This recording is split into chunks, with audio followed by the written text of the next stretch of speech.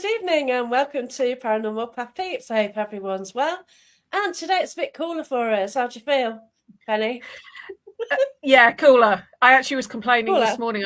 I was sat in my dress. Wait, we had to go to a meeting at my son's school, and I said, "I'm going to change my dress. I'm cold." And my husband's like, "How can you be cold?" And I said, "I was chilly.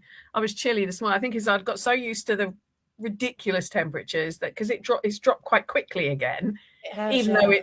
it's the normal temperatures for this time of year. I was a bit chilly, so Yeah. yeah. I It's there's no pleasing me, Jack. Oh no, but like I was camping 3 weeks ago, 12 degrees C. Yeah. And then we're hitting 30. Like, okay. So how do you prepare for that? You can't. Well, it's like all these people that are sort of slating. I mean, the common one is a lot of people saying, don't walk your dog during the day. And there's people going, well, what do they do in hot countries? And this dog Yeah. trainer said it takes about 3 to 4 weeks for a dog to be acclimatized to hotter weather. Mm, Our dogs aren't getting that chance. Neither that's are we right. humans. It's like, so when people are saying, well, I live in, I don't know, Florida, and I'm hitting mid 30s on a regular basis. Well, bully for you. You're used to it. You can anticipate it's going to happen, and everything has air conditioning. Well, So, that's right.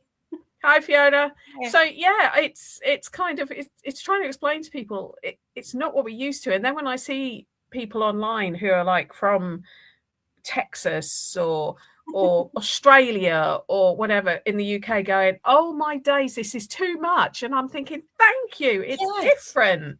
It is different. Yeah, especially like Kalani. Like Yes, he's he was one just of the ones I now was thinking going. of. Yeah. Like he was in his like, what is it? He's in a room somewhere, isn't he? At the moment, it's like it's too hot, and he's like Yeah. mooning, and yeah, this is it. This is what we put up with because Yeah. we haven't got the houses are built to like get the heat in and keep it, aren't they? Correct. Yeah. And And and so and it the does. fact that they say, well, buy air conditioning. Yeah, I'm going to spend 3,000-4,000 pounds on something that I might use for 2 weeks of the year. Yeah, Yeah, it's it's going to work. but it's trying to explain that if we were having those temperatures 3 or 4 weeks every single year, we'd start to get a bit more used to it. But Yeah. when somebody I know, she actually had to walk out on one of those days when it was nudging 40 degrees, I think, at one point, and the Mm. pavement melted her shoes into the pavement. It got Oh so my hot. So, God. and people saying, well, my dog needs a walk at midday. And I'm thinking, yeah, go out there with bare feet and walk on Yeah, that pavement and then tell me your dog needs a pumpkin walk. Um, exactly. but yeah, My, but my, like you say, the temperatures are going to be going back up again for this coming weekend. So and I did mention that I'm actually camping in Rendlesham. you Yeah, are, I've been yes. there before, so I'm meeting some friends actually.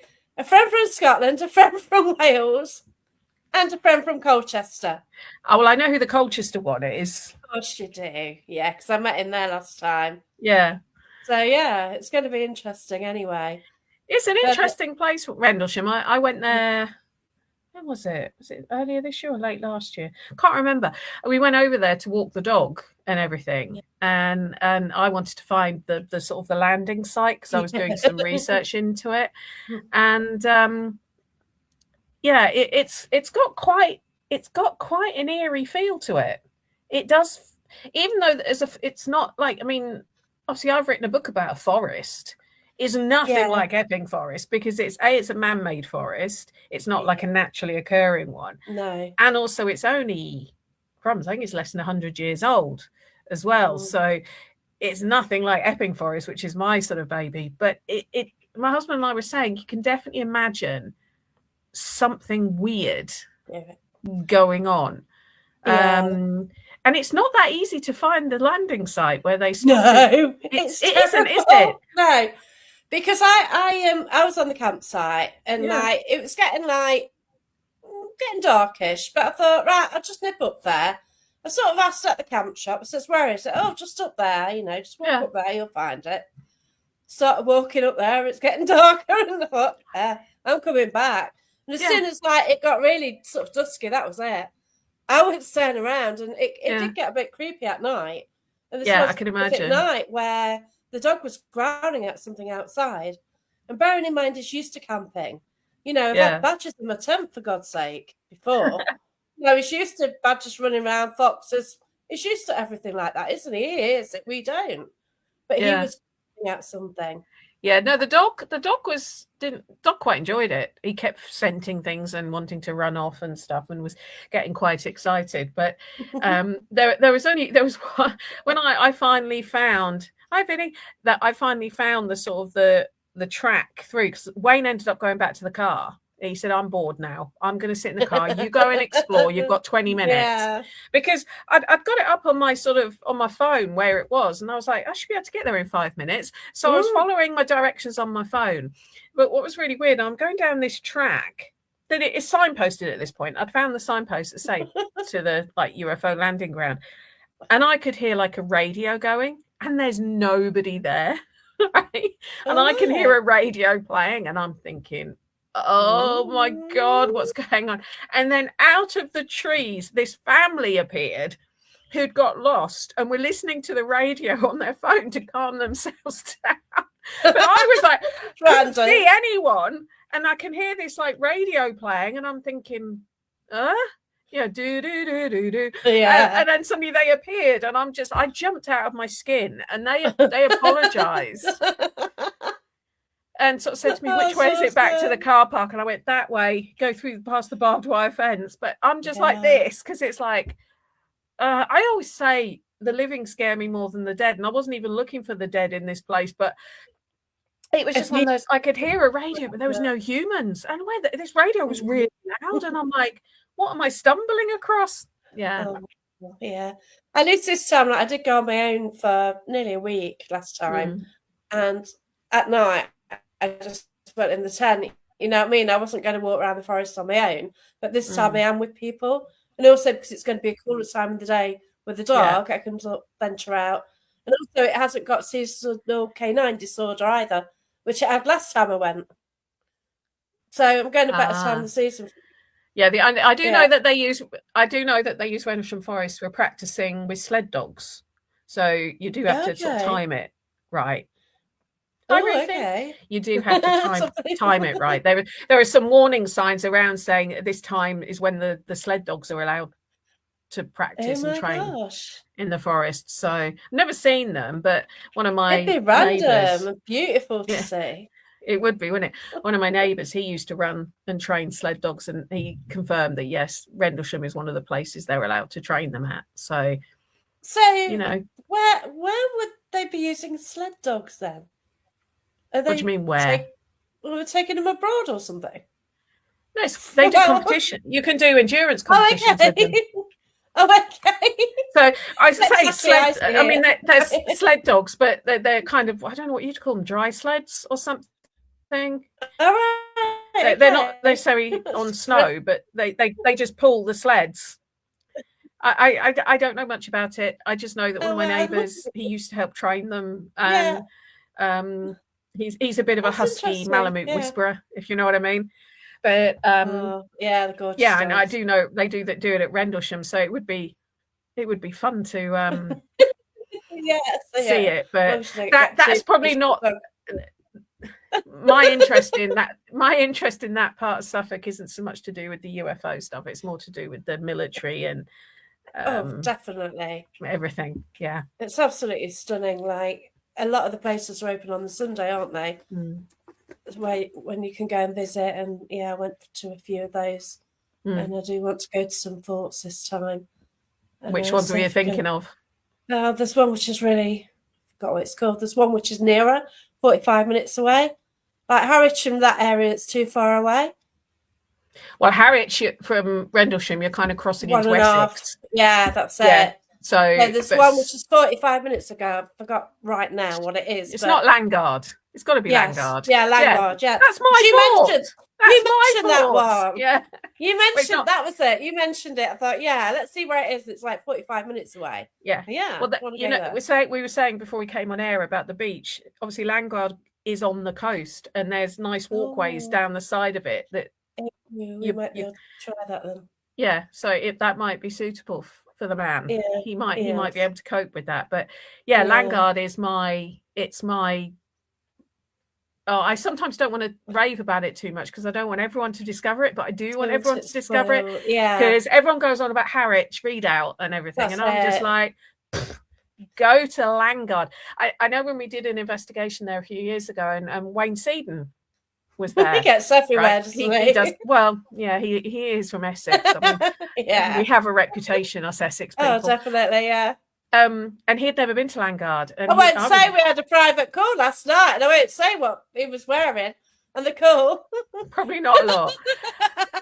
But he was going. He obviously his one is Beacon Hill Fort, which is kind of his baby. But he was raving about Beacon Hill. He was raving about Harwich, and I was like, at the end of the night, here, tell me what you think of Langard, and he was just like, it's mind blowing. Hi, Nigel. Wow. It's mind blowing, and it's I don't know why, because it's huge. Why it doesn't get more attention, but to me, it is hands down one of the best locations. I have had stuff happen there during the day when I've gone there. It's just like a day trip sort of. Yeah, that's what punter stuff at night happens there. I every time I go there, I think maybe this will be the time nothing happens, but something always does. And cool. And there's always witnesses to it as well, so it's not my imagination. Awesome. But no, I love the place. It's one of those places that I if I'm in Felixstowe, which is about an hour from where I am, right, I make sure I get time, even just to go and spend half an hour there, just because I'm an English Heritage member, so I can just almost come and go. Plus, also next door to it is a very interesting. Like, it's a museum of Felixstowe, but it used to be where they built the submarine mines, the submarine mines that they would launch from there. And then over you've got the port of Felixstowe, which there's a lot of is huge. And it's quite if you go up into some of the bastions of the fort, you can see them like loading the ships, and you're quite close.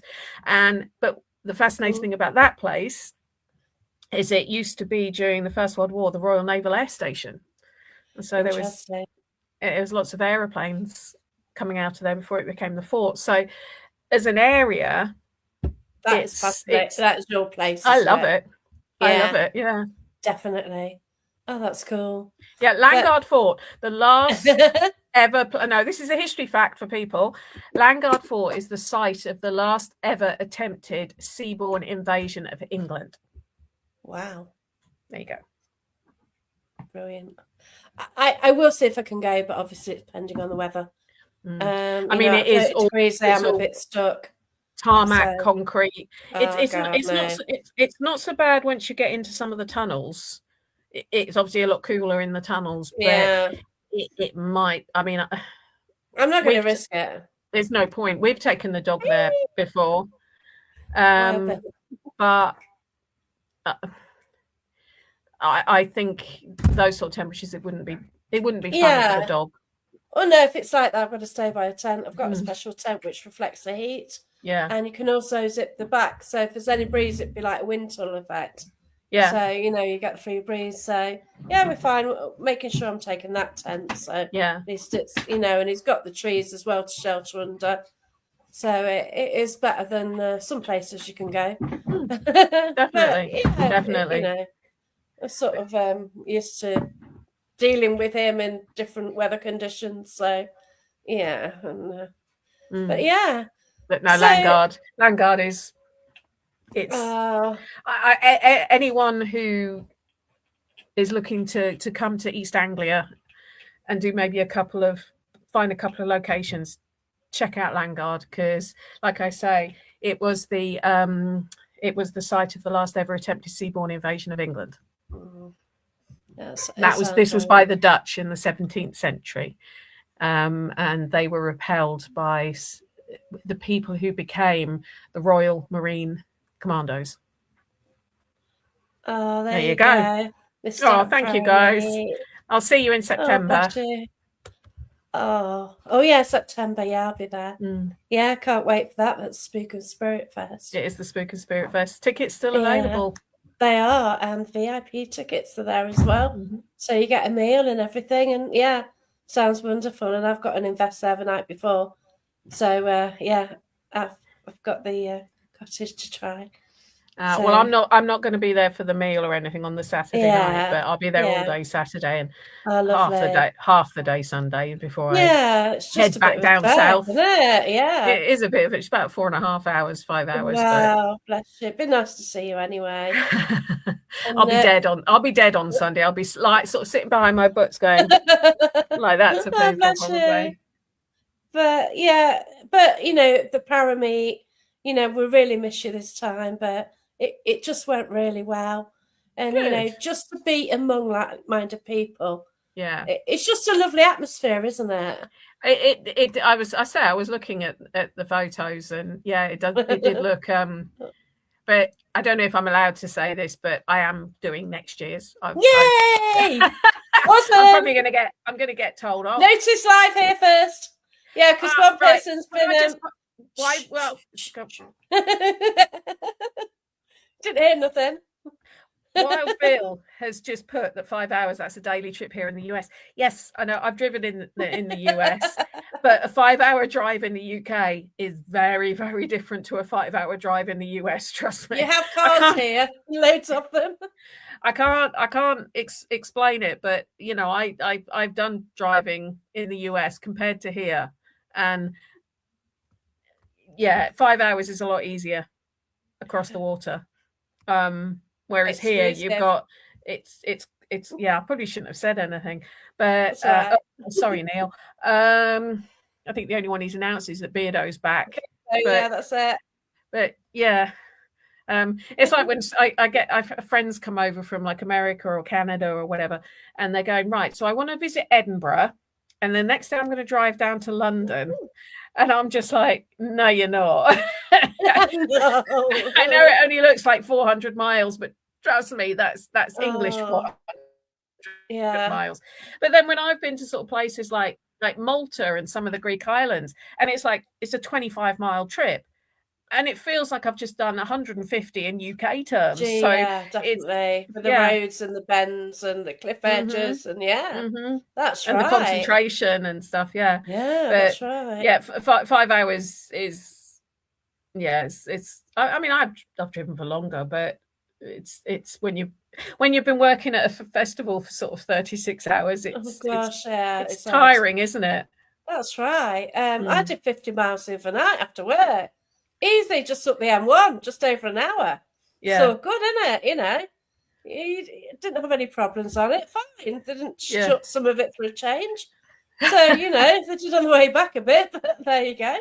But, but 50 miles going somewhere with like single track roads and bendy roads and just one caravan or slow truck and you're stuffed, aren't you?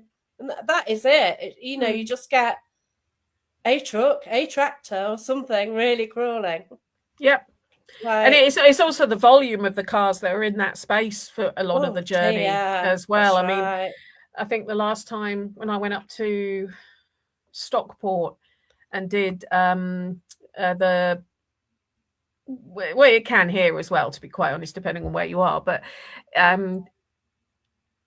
where was I? Yeah, I went to Stockport to the Penny Pinchers Mill. Hallam Mill, and I mean, Will fell asleep as he does when I'm driving, which I suppose is a compliment. He feels safe, but the drive was the whole thing was it was just constant traffic, so you couldn't just relax and drive. You were people cutting in and out and braking, and I think after about 2.5 hours, I pulled into a services because I was like, I need to get out and just. Whereas other times when it's quite an easy drive, I can quite happily do a whole run like that. But when it's quite stressful. Just checking it's on the page. It is, but yeah, it's mad, isn't it? But I'm not saying anything bad about the US. I've just found driving in the two different countries. I just found it very, very different. I found it very, very different. Right. Yeah, that's it. It depends, like where you are, doesn't it? If you're near a city anywhere, it's going to be shocking. But over here, you've got a lot of people in a small island, haven't you? Yeah. And in the US, it's sort of more spread out. Mm. So, Route 66, you're going to have loads of where you don't see people. Well, I know that I went to Penhurst Paracon last year. Of course you and did. yeah, That was and incredible. it's kind of, it's an experience.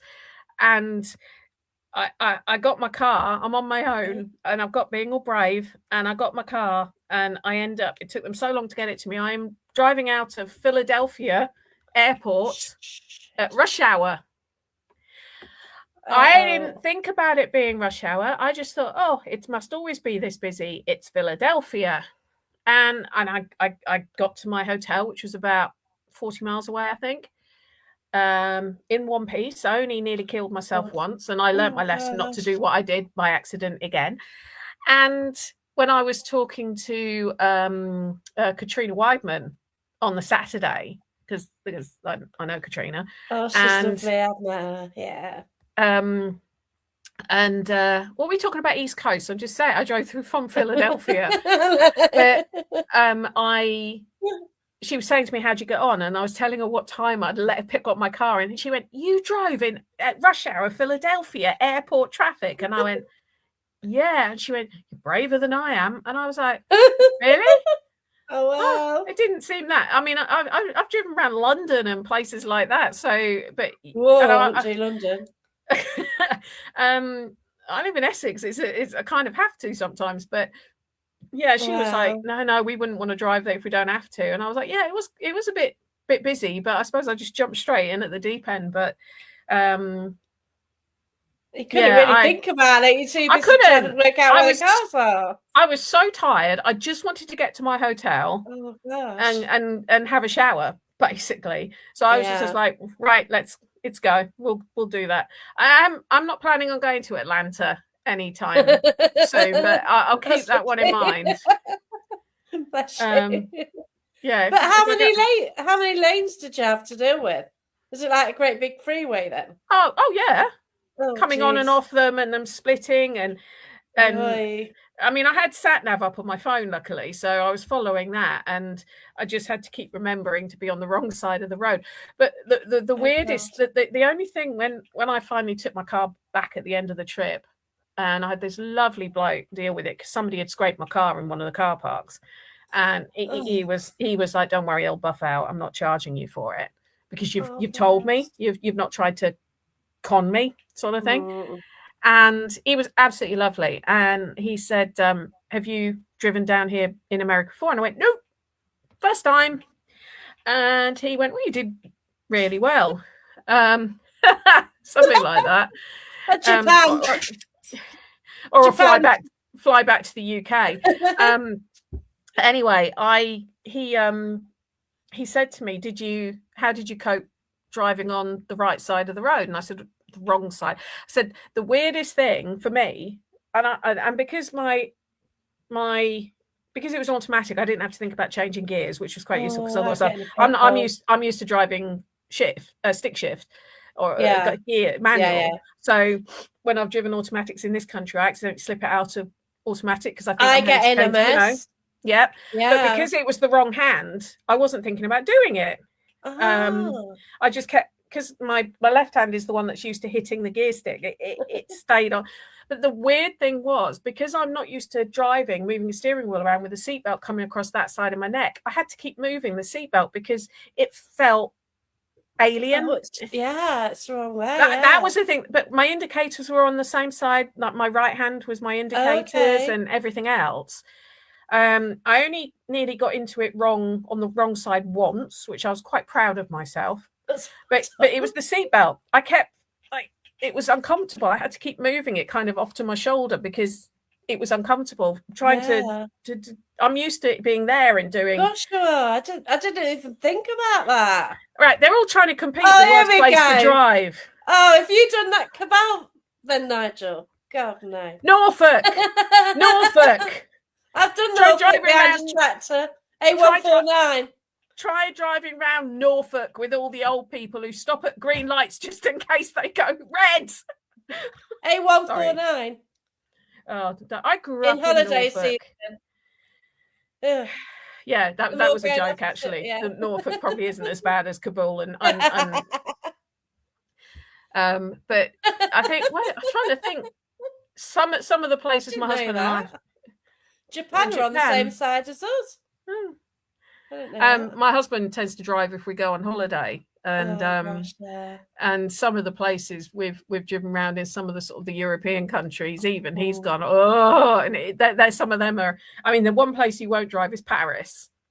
You know Oh that God, I roundabout, get that. the Yeah. Arc de Triomphe is in them. I've been told God your no. insurance is invalid if you drive on that roundabout because it is so dangerous. But yeah, I'm still quite proud of myself that I drove around America and I only nearly That's had one amazing. accident, and I learned what I did wrong. Didn't do it again. Oh, blimey. I Oh thought my when gosh. I thought when the right light was flat, no, left light, sorry, was flashing, it meant I could go. It didn't. It mean you can go if it's clear, if it's flashing. Oh. And I went to go, not realizing that the car coming the other way wasn't going to stop. And he got very angry with me. I made And it clear. I just sort of Okay, roared hello. across and was, sorry, I'm English. hi car. And I didn't do that again. I didn't do that again. So I learned very fast, but being able to go right on a red light, that is just so alien to me. I did get bibbed a couple of times, and I was thinking, now can I go on this one, or is this one of the ones I can't go? And I was just, I'll sod it. If I get pulled by the police, I'll be just like, I'm so sorry. But Oh yeah, my it's gosh. yeah, I picked it up quite quickly, but it was an Wow. experience. It was an experience. What was the Paracon like then? Huge. Busy. Right. I can't explain quite how huge it was.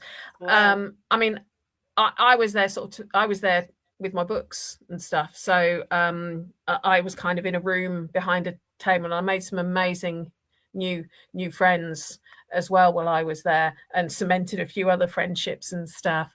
I don't know if Wendy will be watching this, but Wendy, my girl, she was next to me. Her and her other half were constantly making me go off to get a drink or go off to get something to eat or whatever. Oh, bless. It's huge. It's huge. I mean, there was people queuing up for like 2-3 hours to meet the celebs. Yeah.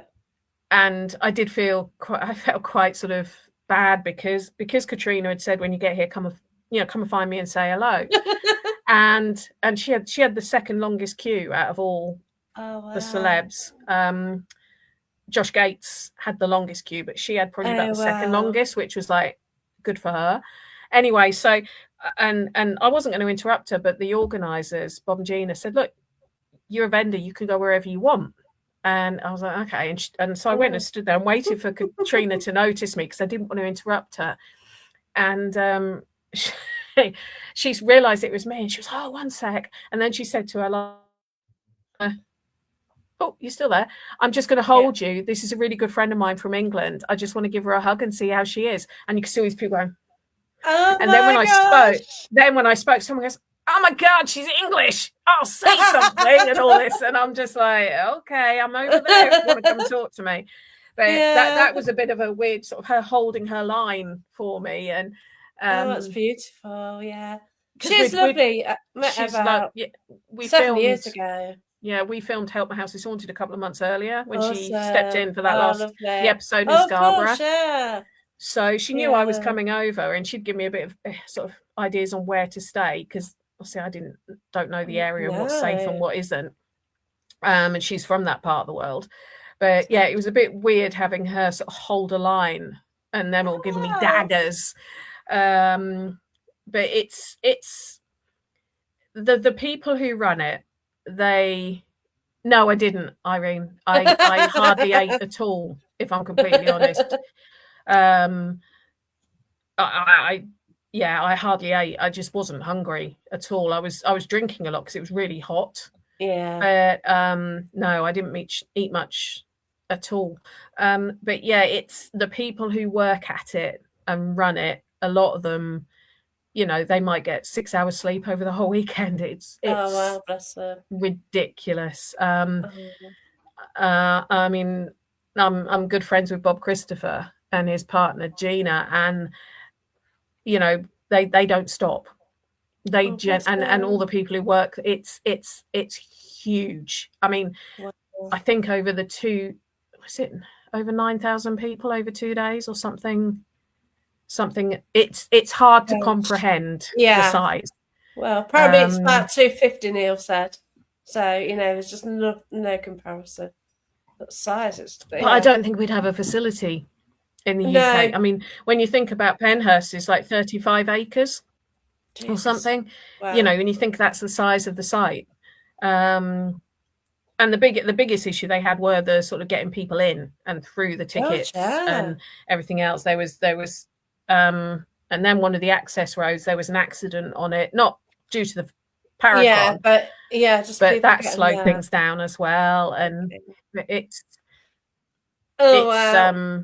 there was a real buzz. It was it was yeah, it was an Mm. amazing experience. But I think when I did and then I was at Parameet like a week late, the end of the week. I Oh got my back, I think, on the gosh, yeah. Tuesday from the States, and then I was at Parameet on the Friday. Like, anyone asked me a question, I was like, huh? Oh. Yeah, it's definitely something to behold. Put it that way. Wow, that's Definitely something to amazing. behold. Yeah, I've never But really thought I about the met so size many of lovely things. people. Oh, Yeah, it's I'd love to go to Gettysburg. I guess that's huge as yeah. well. I don't know. I've not done Gettysburg yet. I mean, I was invited to do the Gettysburg Bash this July, Oh, but wow. things transpired against me going. But Oh, that's yeah. It's everything is bigger, and I don't necessarily mean bigger is better, but that was big for even for Penhurst. That was the biggest year they'd had, and oh, wow. I'm pretty sure it's because Josh Gates, when they announced him, because he doesn't do much of this sort of stuff. Oh, okay. Um, Right. but it was nice to hear. So when I'd hear people talking about had the celebs that they'd met and being really positive about them, and because I had the room I was in, the guys from Kindred Spirit were in there, Oh, okay. and watching them work, if that makes sense, Yeah. it must be exhausting. That's because they just would have queues of people, wanting to spend some time with them. So they've got to put the smile on for the photos. Smile, yeah. Everything's got to be interesting. Make the person feel special. And as much as you want to do that, Yeah, after it a while, must. it's Yeah, it must yeah, be. I mean, to begin with, I was like, why are they having a break every hour? But then when I was sort of studying yeah, them a bit, like I do, I sort of thought, yeah, I can see why they need a break every hour now. It, oh, it's wow, um, it's it's it's probably really good fun meeting all these people, but yeah. it's also quite, yeah, It's just like it's endless faces, isn't it? Hello, how are we? And then you yeah, get the same comment, which is always a joke from somebody. You uh-huh. know, people always have this Um, unique joke, but it's always the same, isn't it, from loads of people? But yeah. yeah. And also I did hear a few times, oh, do you remember me? And they'll be going, Oh my I never say that to the celebs when I see them again. I normally, I think when I saw it again, it was Katrina. It was the year before last when I was in the States the year before, and yeah. we went to a small Paracon that she was doing, and she recognised me facially, and then sort of I Wow. said, I don't expect you to remember me, and she went, I remember where you, and she said the event and everything. And I was Wow. like, I didn't expect you to remember that. And she said, no, I'd enjoyed talking to you. You're the rugby person, aren't you? Because her husband's into rugby. Oh my And gosh. but I didn't expect her to No. remember me, but she did. But a lot of people will be like, oh, do you remember me? I met you 4 years ago, blah blah blah. And they're Oh, going, I know. yeah. Yeah. And I was at the bus stop when something really like, yeah, okay. yeah. But it's quite sort of, I find it quite sort of, saying not amusing, that's the wrong word, because I'm not laughing at people, but No, it's um but great. but Yeah. without sounding arrogant, I get that happen to me. I'll get people come up to me and go, hi, do you remember me? I met you, Oh, I spoke to you on Facebook 4 years ago and complimented a show you did. And I'm like, Okay. What's your username? I might remember that, but and they'll be like, oh no, you spoke to me, you correspond, you answered my message, and I'm like, okay, yeah, help me out here. So I'm a nobody, and these people are ones who've got like hundreds of thousands of fans following them, and I think what they must be sort of, do you say, I'm really sorry, I don't remember you, or you just go, yeah, and just hope they're going to drop their name, or my favorite trick when someone does that to me and I genuinely can't remember their name. It's like, right, so oh God, anyone listening will know that my trick now if I say it. But remind me, how do you spell your name? Yeah, it's a good one. Luckily, I haven't got. Oh, Fiona, I'm a nobody compared to people like Katrina and Josh Gates. Why don't you not? Oh, compared to them, I am. But the other thing as well is I do actually, if it's someone I don't know really, really well, I will always check their name, because I've had Jenny, for example, spelled Jenny, Jenni, Jennie. And if you get it wrong, you screw the book up. You screw the signature up. So I do tend to ask people, but that is one of my tricks. If I really genuinely can't remember someone's name, possibly because of menopausal mind fog at times. I can't do names anyway. I'm shocking. And it's on Facebook as well. You've got a Facebook friend, and they go, "Hello, I've been talking to you on Facebook." It's like, oh shit, who are you then? And like, it's what you do, isn't it? Oh, how are you doing? Or but like I say, I am a nobody. I am a nobody compared to like the Katrinas and the John. But I am. I'm not. I am compared to them. You're real, aren't you? And yeah, but so were they. Some of them are. Some aren't. And they've got sort of 500,000 followers. Yeah. And I like that. But Irene's just put. That's lovely. But because I always try and sort of, where somebody's take the time to buy one of my books, I will try and I never just write to whoever from Penny. I'll always try and put like a little comment in, like "Stay spooky," or because I'm so chuffed. I still can't quite get over the fact that I still can't quite get I can't quite get over the fact people buy my work. I'm still waiting for that bubble to go ping. You deserve it though, because they're good books. Oh, I'm not actually not fishing for compliments for once, but I'm so chuffed when people want to read my work and talk about my work and stuff, that I want to give back a little bit, and if I can put a little special message in or whatever, then I will. That is so sweet, and it's kind of you as well. It sets you apart from others as well, doesn't it? I hope so. That's lovely. I was going to really... Don't believe all the hype. I'm actually quite a nice person. Really? Uh-oh. Yeah, don't believe all the crap you hear. Oh God, set me off now. Don't believe the rumours. They're not true. What rumours on it? I don't know about you. I've heard them about everybody else, I think. I've heard the ones about me that certain people have started. I steal people's research.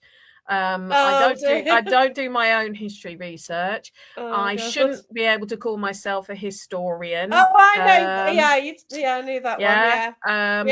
That was unbelievable. I did hear from someone that I do the paranormal so I can cheat on my husband. That was yeah, that's why apparently I'm in the paranormal. Not sure how I would get away with that when I bring Will to a lot of these events. Mean that everyone in the paranormal is apparently they're just a giant swingers club. But but I want to know how I get away with it when I've got my son with me. We were actually caught in a room, 14 of us. Well, what you guys want to get up to? I'm just saying, I wasn't there. I wasn't there. I'm well behaved. And Fiona knows nothing. Oh, and Nando, what can you say? You stepped in at the right time, Nando. But yeah, no, I did hear that one about me, that the only reason I'm in the paranormal is so that I can have affairs, because Wayne doesn't normally come with me because Wayne's normally at home looking after our youngest. But I do want to know how I'm going to get away with it when the older one is normally with me. Pretty sure he would whistle blow, because he's a daddy's boy. So yeah, the lights went off. He knows about all the flings I have with all the ghosts, all the male spirits who chat me up. He knows about that. He's fine with that. He's absolutely fine with that. You mentioned that earlier. Yeah, but yeah, no, I've heard that one. What was another one? I use AI to write my books. That's another one I've heard. No. Yeah, loads of things like that. Sorry, you published your books before AI was out. Okay, that works, doesn't it? Yeah. So you used AI before it was a thing, before it actually existed properly. Well done to you. I'm a pioneer. You should be a billionaire or whatever because you created AI. Oh, thing is, I hear I get told so much of this crap that I'm just like, oh, whatever.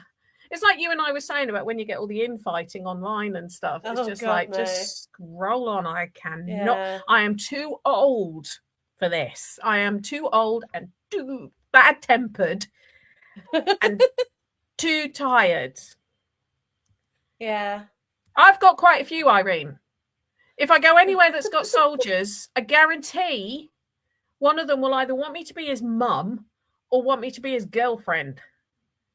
It's a lot of phantom jizz. There you go.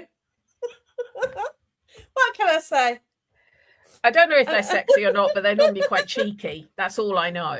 Oh, and it makes me laugh. But yeah, the rumours, I just, off you go. I sometimes think about starting a rumour just to see how far it gets. Yeah, see how it gets twisted. Yeah. But I haven't thought of it. I'd start it about myself. I wouldn't start it about somebody else.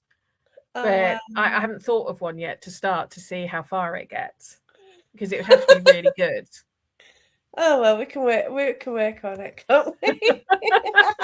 I'm sure we can work on it. No, I don't drink. Oh, by the way, Fiona, my married name is Morgan. Oh yeah, you don't drink Morgans. But my married name is Morgan. Oh gosh. So yeah, my husband is quite tasty. There you go. There you go. But yeah, I keep thinking about starting a rumor and seeing how fast it spreads and at what point what it is when it gets back to me. But I haven't thought of a good one yet. Just for shits and giggles, as they say. There's plenty of them about, isn't there? Just yeah. But I'd say I'd start it about myself. It'd be about me. Yeah. Just to see what happened. And just post it on your page. Oh, this was said. Oh, by the way, this is what it started as. You made up that. But yeah, it'd be quite funny, wouldn't it? It'd be quite funny to see how far the whisper got. But I haven't got around to thinking of a really good one that could really be manipulated and be absolutely ridiculous. I'll think of one at some point. You and Josh Gates. No, I wouldn't actually involve another person. It would probably be something. I mean, it would probably be something like I'd been asked to talk at the Albert Hall or something like that. Because I wouldn't involve another person. No, it's not fair on them. Get out of hand, yeah. It would, but no, it'd be something like I've been asked to do a public appearance at the Albert Hall or something stupid like that. That's not going to affect someone else. No, so you turned it first. Penny's on at the Albert Hall. There you go. Yeah, I'll be appearing at the Albert Hall in 2027. It's been booked. Yeah. Nice.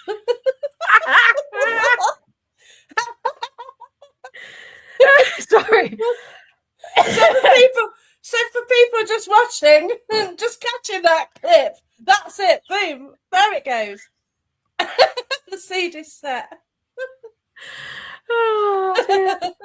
Oh, wait. Oh, I'm getting you into trouble, aren't I? Yeah. Shit happens. Oh, dear. So where are we going from here? I don't know. It's sort of common. Yeah. It's got a bit skew. I did have a question for you. Go on. So, at school, did you actually like history lessons, or were they boring? Oh yeah, no, I loved you it. did. So you had a good teacher then. Yes. So that's up a big to 16. One. Up to 16. Oh my god! I don't get that. Okay. I don't get that joke.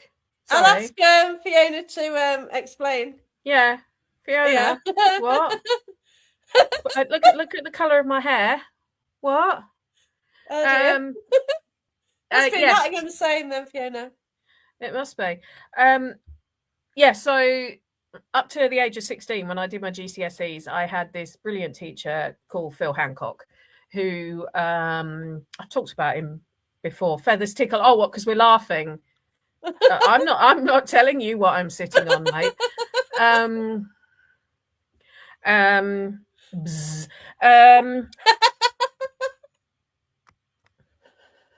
I'm not. I'm sitting on a chair.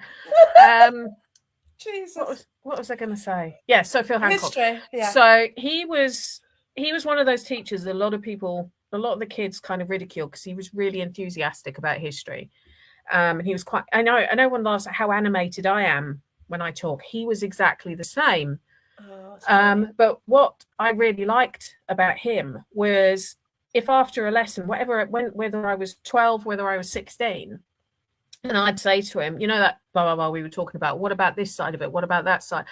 I would ask questions that weren't in the syllabus, and he would always take the time to talk to me, and he would never ridicule my observations or my opinions. He encouraged me to think, if that makes sense. It wasn't just a case of learn this information rote. It was think how it matters, think how it interacts, think how.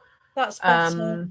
I mean, I remember we did. It was called the Irish question. That was one of the sort of subjects we did for the GCSEs, and it was all about basically IRA and but how it started, like what caused it to start. So we went all the way back to sort of how the English took over the more fertile parts of Ireland, the potato famines, how that affected. And at the beginning of the syllabus, he said, right, hands up. Bear in mind, I was at school in the 80s, the 70s and 80s, when the bombings were high. It was everywhere. Anyone who's Gen X will know what we mean by this. Yeah.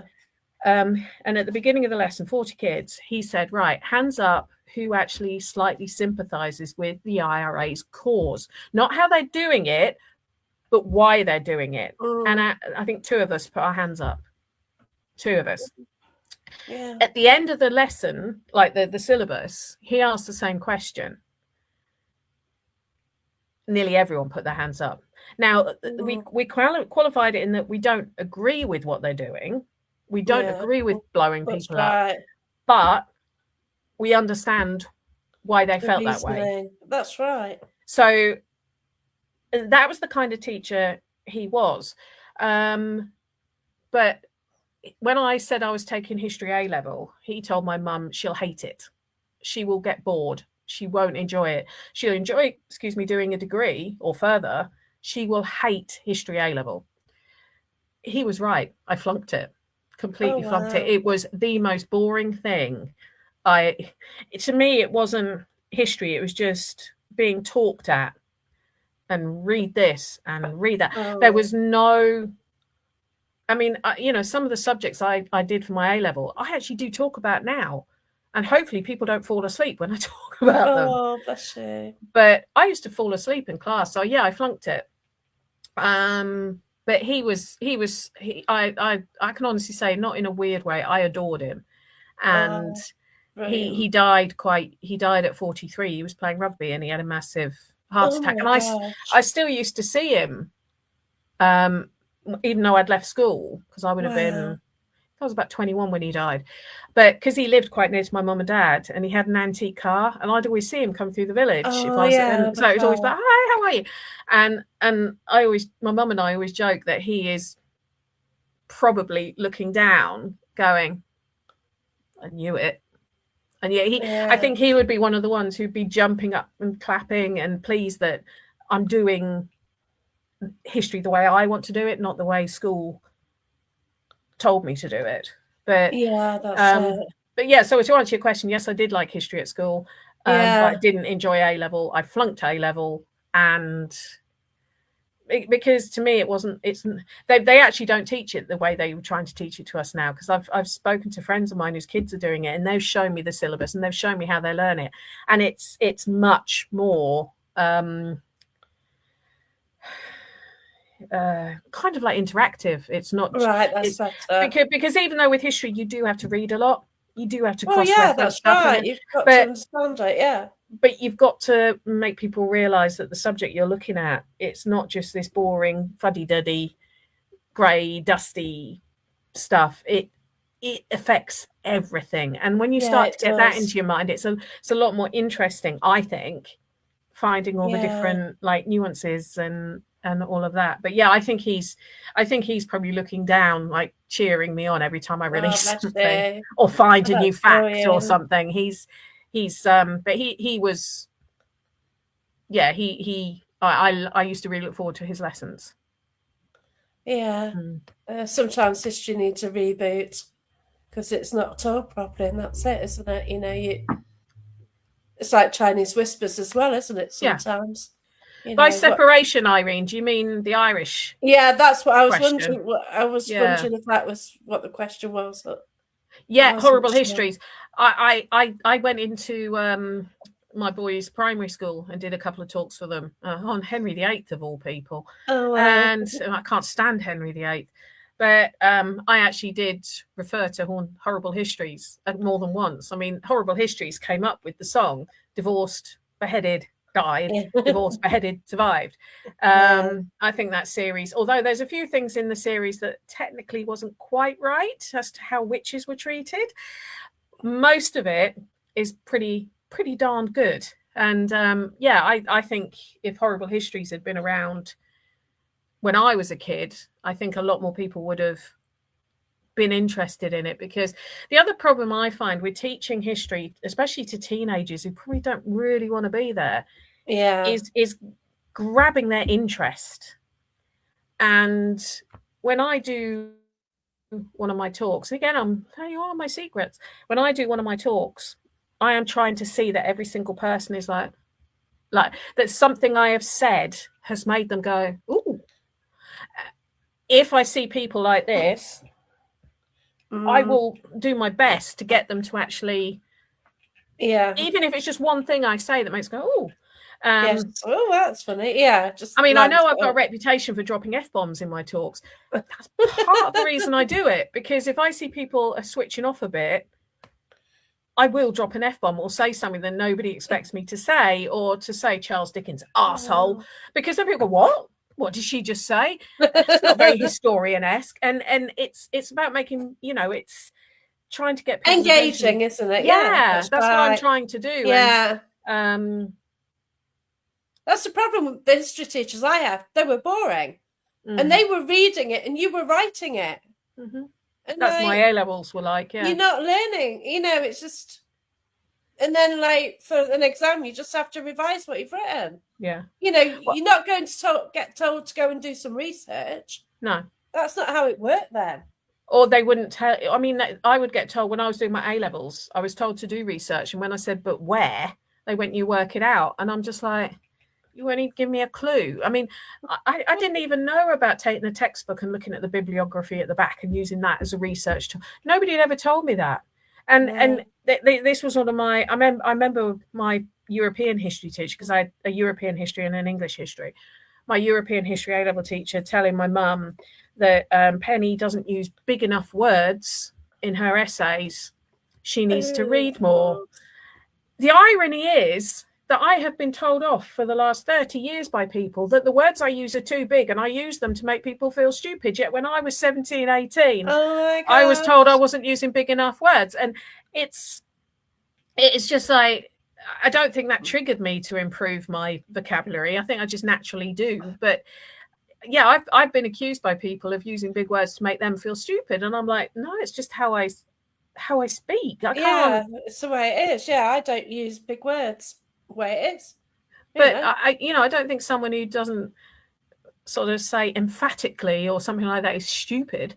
It's I just can't even probably pronounce it. Some words I can't. Well, I mean, my 12-year-old, the one who's got autism, his favourite word at the moment is exponentially. And I said exponentially. And I said, "Do you know what that means?" And he went, "Yes." And he explained it to me. And my husband was like, "I don't know what it means." And it's just like, but it was just so fun. It still makes me laugh that my A-level history teacher said I needed to read more because my vocabulary wasn't big enough.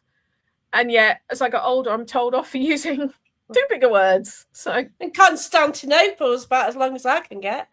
There you go. But yeah, I didn't enjoy it. A-level was very, like I say, rote. It was very boring and just being talked at for an hour for a lesson. And it didn't. I think for history to work, you need to kind of. I like that. You need to make it alive. You need to make it alive for people, and you have enthusiasm. Hopefully, for anyone who's seen me talk, that is one thing I never lack, is the enthusiasm for the subject. Well, it's the passion. Yeah. Like, you know, I've mentioned it before, I saw the Spitfire Girls. And, you know, it's the way you tell the story. Anything to anywhere. But yeah, you know, it was amazing. Well, the Spook and Spirit Fest, I'm going to be doing a workhouse talk. Yay! I missed that one last time, so I think I was just too busy chatting. That's the thing, I go to them and I'm just chatting to everybody, and then I miss half the talks. Well, I haven't done a workhouse talk for a while. Here's a clever one. Look at this one. Supercalifragilisticexpialidocious, even though the sound of it is something quite precocious. If you say it loud enough, you'll always supercalifragilisticexpialidocious, even though the sound of it is something quite precocious. If you say it loud enough, you'll always sound precocious. Supercalifragilisticexpialidocious. There you go, a bit of karaoke there. There you go, bit of Mary Poppins for you. Yeah. It's a while since I've sung that one. Yeah, let's go fly a kite, shall we? Oh yeah. I got their event. I always sound precocious, apparently, when I use words like exponentially and soporific. Oh, God. Yeah, so I'm going to be doing a workhouse talk again, but like I do with every time I do a workhouse talk, I tweak it, make it slightly different to the last time I did it. So you'll have your basics, like what was the workhouse, how was it formed, everything else. But then there'll be some other bits in it that I hadn't done before, so I am doing some new research. Wow, you and your brain might have been in there, Amanda. Barry. Barry John. What's that? She said about the workhouse. I thought different age, they might have been in a workhouse. They could have been, yeah. The workhouse is ended in 1947. So yeah. After the Second World War. But it's so I'll be doing that at Spook and Spirit Fest. I had better go to Southall then, look at it before. I've never been and I want to. And it's near me. So it's something that I've never understood about us as a country. Certain elements of our history we don't want to remind people we did, because we believe the negatives too much. Yeah. So, you know, you take things like the Victorian Asylum. I know some of them are still in operation as asylums, but the Victorian Asylum was pioneering. And the reason it was pioneering is before they started these asylums for people who couldn't pay for themselves, and it was all run under the poor laws and everything else. Yeah. There was nothing. And I can't remember the statistic of how fast these asylums went up and how many people needed them. But even though we look at the treatment that was, and some of them, there would have been cruelty. There's cruelty everywhere. Whatever, right. You know, whether you're talking about places where people are supposed to be careful, there's going to be abuse. But, and we look at the treatment in these asylums now, and people think, oh, that's awful. Well, I tend to say that, all right, you know, to me, immersion treatment, I don't like water, would be the worst thing ever. The way we treat, say, depression now, in 100 years, they might look at how we treat it now and go, oh my gosh, they're absolutely barbaric. Did they not know that if you do this and this, it would cure it? The point is, it was a very new thing. But that's right. There's no real museums. I mean, I think there's a few displays, but there's no real museums or old asylums that you can go and visit to learn about. There's a few sort of I know there's a I'm pretty sure where Bethlehem is now in Kent, they've got a small museum, but there's none of these original buildings that have got a display. And to me, it was something very, very pivotal in history. It's the same with the workhouse. I mean, I know a lot of people think, I've been called some pretty nasty names when I talk about workhouses because I don't condemn them. And because I can see what they were trying to achieve. They just didn't really go about it the right way. The workhouse was the start of welfare. It was the start of the welfare system. But there's only really, I think, in England, I'm saying England because they've got a few in Ireland, I know that. I know they've got at least one in Wales. I think there's only 2 or 3 actual museums. Thorn as well, but that's not a museum, is it? That's not, no, this is what I'm saying. There's only a couple. Right. You've got Gresson Hall in Norfolk. Right. You've got Southall. You've got the Vestry in Walthamstow, but that wasn't actually a poor law workhouse. That was a parish workhouse, which is different. But there's hardly any museums to the workhouse. And the reason I find that amazing is at its peak, there was over 600 workhouses. Right. And the fact that there's only a couple that are, I don't know what day I'm doing my talk. I've requested the Saturday, but I think they're going to be releasing the schedule quite soon.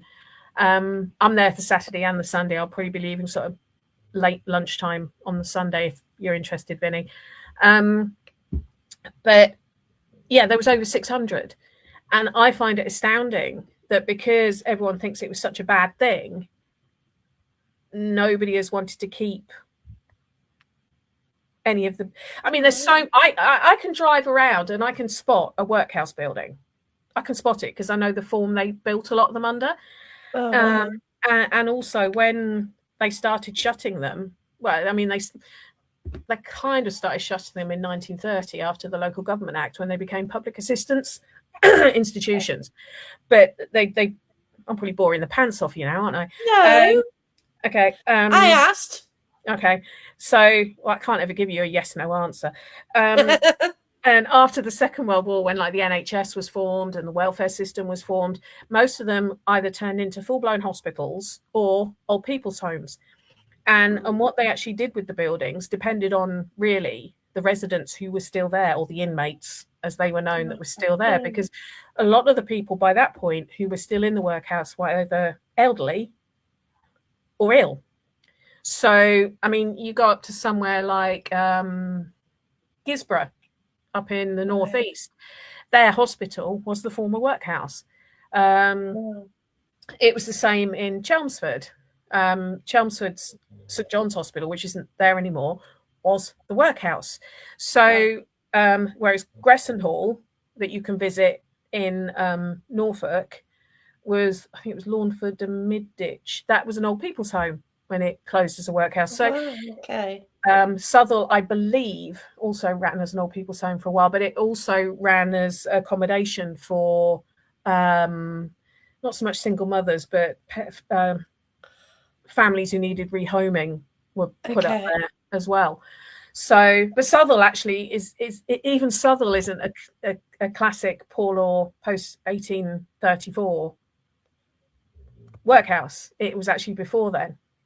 It's got its own quite really interesting history of Southall. It's definitely worth going to visit. I think my mate worked at Belper Hospital. Yeah, I think that's closed now as a hospital. But yeah, a lot of the ex-workhouse hospitals have, because they're no longer fit for they can't keep them clean. They can't, corridors aren't wide enough for the beds anymore. There's so many reasons why they can't use them. But I just find it a real shame that there's these parts of history, but because they've been Thank you. Yeah, stigmatized was the word I was trying to think of. It's a long word for me. I'm impressed. Yes, I'm catching. It's catching. Because they've been stigmatized, people don't want to talk about them or learn about them or whatever. And I think it's a real shame, because I do obviously read a lot about them now, as part of, because it is one of my specialities. It's the workhouse. And what I find really interesting is when you read specialist historians' opinion. Oh, what for the stigmatized? When you read specialist historians, like social historians who specialize in the poor laws and everything else, none of them condemn it. Wow. Not one. But when you read sort of general views of them, and I mean, I was reading one the other day. It was this woman who says she does tours of London, and she was talking about how the Imperial War Museum was an asylum and everything, which it was. It was Bethlehem, Bedlam. And she was saying, they were treated so badly. They were meant to lie on straw as patients. And I'm thinking, no, they weren't. That was the old style ones, the 14th century one that was by Liverpool Street. And but then I've read that about the workhouse. People said, oh, they didn't, they had to lie on straw. They didn't have their own beds, etc., etc. They shared beds. The children shared beds. And yes, the mattresses were sometimes stuffed with straw. But you then read what they came from. When I've read social historians who've logged descriptions of where these families were living. So you might have a family of 8 living in one room. They have one blanket between them because they've pawned all the other items, and they are sleeping on a bare wooden floor. They'd probably quite like straw, wouldn't they? Yeah, it's better than cold and so that's what I try and explain to people. Look at, when you're looking, especially at the poor laws and the workhouse, look at what they were coming from, because what society didn't want to do was make the workhouse better than what was on the outside, because then no one's going to stay on the outside. Yeah. But there were bad things done, and there were people who took advantage and everything else. But, people weren't living in 4-bedroom houses who needed the workhouse. The people who needed the workhouse were probably struggling to pay rent on one room, huge family, low income. That's right. And when you read up on that, it kind of, but then I say I've been called quite nasty names. I'm not going to repeat one of the ones I called, because you'll probably get taken off air, but it begins with N. It begins with N and rhymes with artsy. Right, had white supremacist before it. They would use straw to stuff things because straw was cheap, and it was also, if it got, should we say, bodily fluids on it, it could be replaced quite easily. Well, that's right, yeah. I mean, the ones who did get treated quite badly, in a way, in the workhouse were what you call the casuals, the vagrants, the tramps. Yeah. The stuff they got given wasn't pleasant, but they were transient. They were only be there for sort of 24 hours so that they could have a bath, have a night's sleep, and get some food. But their stuff wasn't great. But if you were a permanent inmate, you got a roof over your head. You got guaranteed food. Yes, the food wasn't nice. I wouldn't particularly want it, but it was probably more than you were getting, more than you were getting on the outside. So, well, or a bucket, to be quite honest, the bucket. Yeah. But my gran had an outdoor outhouse for a toilet. She did, and this was like the 80s. Okay, she had one upstairs, but we used to go outside. My ex's grandparents, so we're talking 91, 92, they only had an outdoor toilet in their house. That's mad, yeah. And that was in Essex. Whenever we used to go and visit there, if I needed I used to not need the toilet at night, shall we say? Yeah, it's cold. But it does say with things like the workhouse. I find it a shame that people kind of almost don't want to talk about it. Although I know that one of my son's friends was telling me for her history, they her GCSE history, they were looking at the poor laws, which I thought was good, because I think learning about why they did them, what they were for, what people objected to, I think it's good. Don't shy away from those kind of things. But also, what I say to people is just look at what they were trying to achieve. They were trying to keep everyone happy. Yeah. But also, you have to look at how society viewed the poor, and then it makes a lot more sense why it seems so harsh. I'm not saying it was right, but it makes sense. It was a way to feed people, wasn't it? It wasn't. Yeah, it's just a way of dealing with the problem. With Yeah, I mean the society, and this kind of rings true now. Society was fed up of being taxed to pay for the poor, because they felt the poor deserved it, because they didn't do anything to get themselves out of that situation. So they were trying to, rather than putting tax up, the poor rates up, which is what they used to collect to pay for the poor. That's why they started the unions, so that the parishes would create a union and pool their resources. Because you might have 5 unions, one of whom might have a very high rate of elderly or whatever, so the drain on their resources is high. Then you've got another 4 that have got a lower rate of people needing help. And so they pool the money and create a central workhouse. Okay. That was one of the reasons. But also in the Victorian era, they were very, very class orientated. There was, and it was. I mean, I don't think they ever used the term NIMBY in the Victorian era, but it definitely was not in my backyard, because a lot of places, the workhouse, they would never build a workhouse on nice land. It would always be in the slummier, crappy areas that nobody wanted to live in. So, and I know I feel for them. I do feel for them, but someone's posh now. Oh yeah, there's a lot of areas. I mean, where the workhouse was in Hitchin, it's a very expensive area now, but back then, no. But I think, when you start to look into what they were trying to achieve, and yes, there were mistakes, and they were learning as they went along, but it was the case that people looked down on people who asked for help. But there were people they felt were deserving. So if you were a child and you were born to poor parents and they had to go in the workhouse, you would go with them. Then you were classed as deserving, because it wasn't your fault you'd been born into poverty. It was your parents' fault for creating that situation. If you had become ill, so if you'd contracted something which meant you couldn't work anymore, it's not your fault. You've got old, and therefore being old means you can't work. It's not your fault, because it's nothing bad you did. You can't help aging.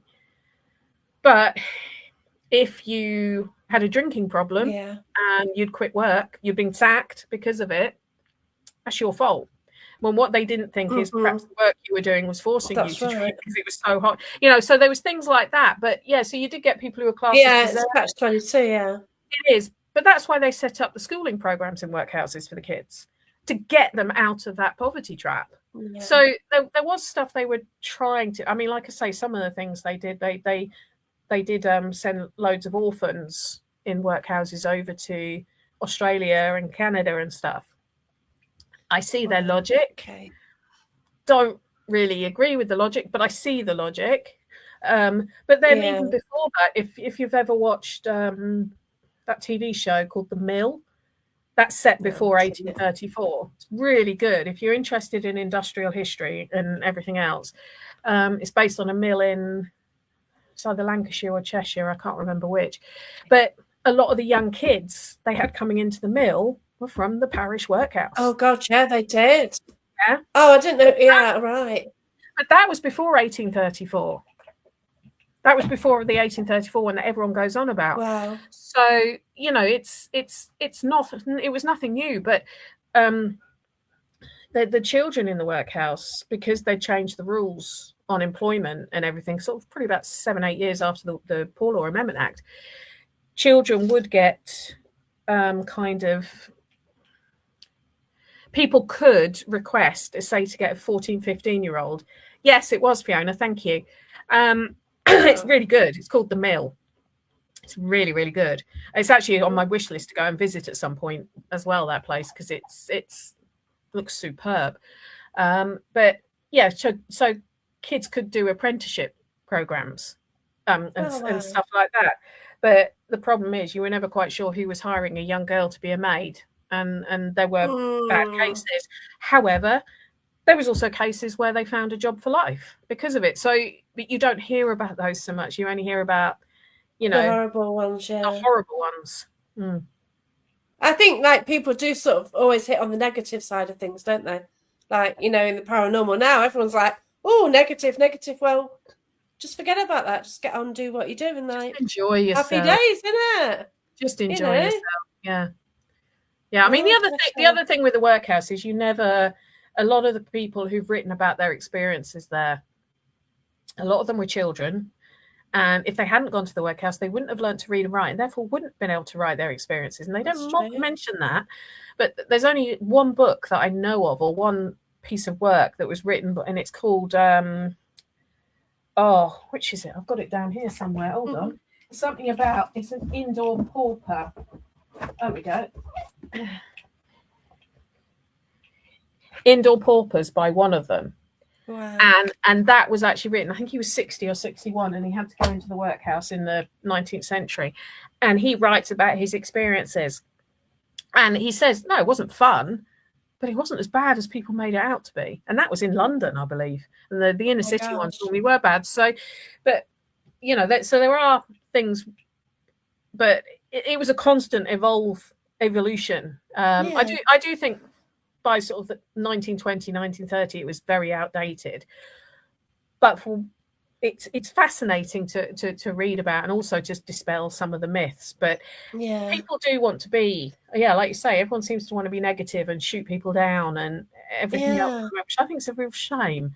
I want to rave about places for people to go, and I want to rave about the history that they might find there, and sort of, I mean, a friend of mine he'd come down to London from Scotland, and he was going to go to a specific museum, and I said, no, if I was you, I'd do the walk, the Jack the Ripper walk instead. Yeah. And he actually listened to my advice and said it was one of the most amazing things he'd ever done. That is why I like sort of promoting things, because it's gives people an experience that they may not have got unless they'd listened to me. Yeah, that's right. So I will try and go to that fort at the weekend, but obviously it's. I think it might be a bit too. Yeah, one day it's 30, so we won't even go out. Yeah. You know, it's all stone, but it's definitely, and say they allow dogs, so yeah, but it depends on because it gets a bit hot if it's above 20 now, because it's getting on a bit. So, who comes first, obviously. But I pushed the kids away from the fan last week so the dog could lie in front of it. Oh, I put one on for him the other day, and he went and slept somewhere else. Oh yeah, he'll come and lie in the sun. If I'm lying out in the sun, he wants to lie next to me, and I'm like, stupid animal, go and medium hair German Shepherd, go and lie in the shade. And he'll like, I know, that's it. He's getting, because he's getting older, he does sort of hide away more from the sun, bless him. But I did go to Denby Asylum. Like, I didn't get near it, and I was just looking and sort of parked to get some photos on this road, just on a hill above it. And as I was there, this old bloke went by, and I sort of started talking to him, and they were really happy about the asylum. They're really proud of it because of all the employment. All the people worked there, all the memories they had of it. And yet it was sold as being this really bad place, wasn't it? Because it's got the asylum word on it. And I think we've just lost Penny. Oh, yeah, we've lost Penny. But yeah, Denby is an interesting place. And I don't know if we'll get Penny back. But yeah. So Irene stays away from drama because it's so far away from everyone and doesn't feel it much. And you got hurricanes, you've got everything. earthquakes as well, Irene. Just lost you for a minute there, Penny. I just did, bored yeah. you. I just bored you. Like, as soon as I started talking, that way, oh, she's gone. She's bored of me. Did you not hear me say, I've lost you? I've lost you. I was like, here, like, listening. You just like... No, when I get bored, I do this. Oh, you didn't do that? No. Exactly. That's Penny I didn't bored. know you could hear me. I was like, oh, okay. Yeah, but we knew there's like Wi-Fi issues at the moment. And we don't know what's going off with the atmospherics at the moment. And no, it's all a bit weird. Yeah, it is. Yeah, very weird. But yeah, it's just been incredible. So if anyone's got any questions for Penny. Any questions? Yeah. But Fiona, I agree with you, but that's what I'm saying about all these old asylum buildings. Yeah. Some of them are absolutely phenomenal, and the way that they're being treated. I think it's a real. It's. I know there's a lot of people that, I mean, I've sort of read it about Penhurst and stuff. People saying you shouldn't be going in there. It's insulting to the spirits of the people who were there. Blah blah blah. You may feel that way, but is it not the right thing to remember? Is to remember who was there and to remember the bad as well as the good. But I will say to people until I'm blue in the face, try and look at some of these, especially these Victorian things that people think were bad, and actually look at what they were trying to achieve as opposed to what we look at now with 21st century eyes as being wrong. Yeah. I could go further into why the problem with the poor rates and why all of that happened and why people were forced into and actually that's not true. They weren't forced into the workhouse. It was always a choice. That's another misconception. And they did change the sort of mental health acts so that it wasn't as easy for someone to be institutionalized as, you just because you were sort of a temperamental woman who answered back and read a lot. Yeah. You didn't necessarily be dumped in the asylum. It became harder. So they were constantly trying to improve. But a lot of people just see the negatives rather than saying, well, actually, there must have been a reason. It can't just have been to hide people away. And like I say, whenever I talk about this stuff, I'm not necessarily saying we need it back or I condone it or whatever, but I'm trying to look at the bigger picture and see what they were trying to achieve. Yeah. I think it's trying to take me out as well now. We're getting it right. I think just the reception went a bit ropey there. Again, they know you're coming to Rendlesham. They're getting ready. Yeah, Rendlesham again. I survived once. I will return, and this time we're going out at night. So, away. At least it won't be cold. Oh, yeah, that's right. No, it won't be. I'll take some paranormal gear with me. But last time, I'm on my own, and it really does close in at night. I was caught out at dusk, and it just felt a bit dodgy, to be fair. Yeah. But, yeah, I'll take care. To be fair, I wouldn't, just from a safety perspective, I wouldn't go into the night on my own. No. I mean, Epping Forest. I love Epping Forest, but there's a lot of bodies of water that people don't realise are there. And if you are in there on your own at night, you could very, very easily fall into one and nobody would know. So there's things like that I am always a bit cautious about. Yeah, that's right. Not least you never know who's parked up in the forest. Well, that's right, because there is a big car park right near the campsite, so I can imagine what goes on there. Okay, there you go. We bet it does, So, I was on my own. There's me and a motorhome on that campsite, so I was pretty worried anyway because just me and a dog on my own, and it's a bit worrying because it was so close to that other that car park. It's like, yeah. But then again, your dog's bark is quite barky. It can be. I mean, he's a big dog. It's the same as my shepherd, no, who's not lying always. by my feet.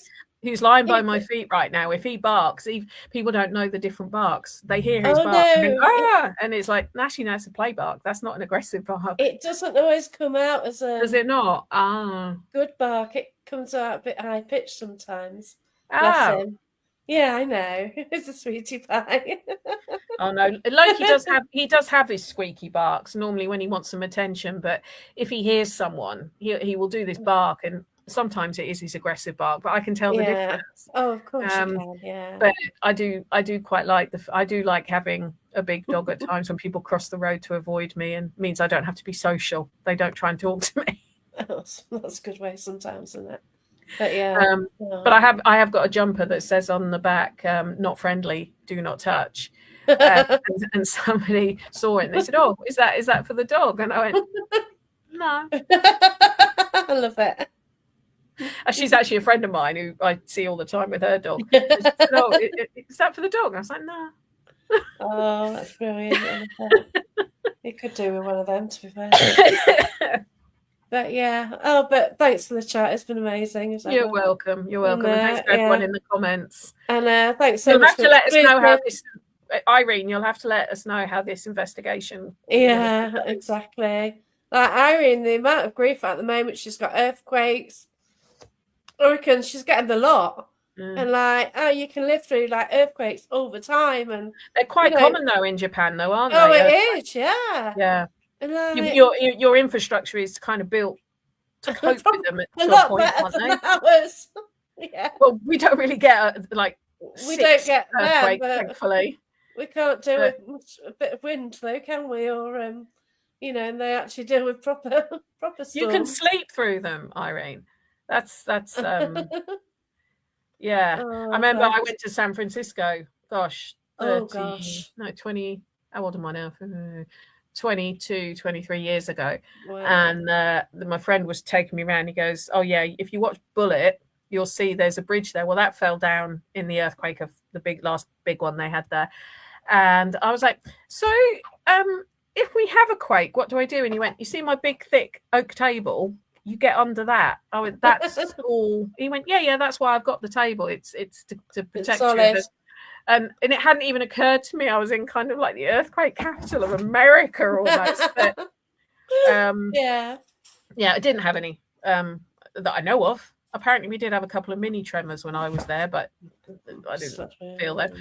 But yeah, how you sleep and swear through them, But I suppose though, when your infrastructure is built on that as a possibility. Yeah. It's like if you live in Tornado Alley in America or whatever. Oh gosh, you kind of know that it's a strong possibility. It might be a bit windy. At times. Excessive. Oh, bless you. Thanks, Fiona. See you soon. With Fiona. Great to see you. Last weekend, shame. It's not again, isn't it? Not ordering my china cabinet now. Ooh. But thanks so much for watching, everyone. Take care. Yeah, thank you. Thank you, Andy. Thanks so much. Oh, okay, Pierre. 35. Oh, who sure. Me or it's not for me. I don't know, Pierre. I don't know, Pierre. Oh, you'll have to let us know more. Gotta go now, Andy, but let us know more in the chat, then we'll see if we can work it out. Hi, Leslie, just about to go. Thanks for watching, everyone, and goodbye. Take care, everyone. Bye. Bye.